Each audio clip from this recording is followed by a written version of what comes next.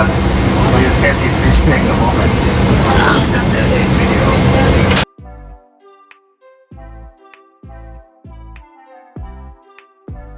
Muling lumipad pa Thailand ang mag-asawang Vice Ganda at Ayon Perez. Sa Instagram story ni Vice Ganda ay ibinahagi nito ang kanilang pagbiyahe ni Ayon kasama si Nanay Rosario. Matatandaan na sinabi noon ni Ayon sa isang vlog nila ni Meme Vice na gusto niyang balikan ang Thailand. Tilang gandang-ganda kasi si Ayon Perez sa bansang Thailand at ang experience nito na makahalubilo ang mga elepante doon. Will you set it, please take a moment. After this video.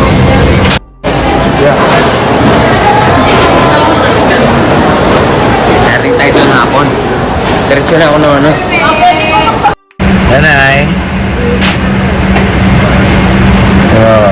Ganda nila Samantala, tuwang-tuwa naman ang Vice Ayon fans na nakapagbakasyon ang mag-asawa. Anila ay deserve ni na Vice Ganda at Ayon Perez ang makapagpahinga. Lalo na si Meme Vice na talaga namang nagsunod-sunod ang pasok sa It's Showtime simula nang mapanood na sila sa Kapuso Network.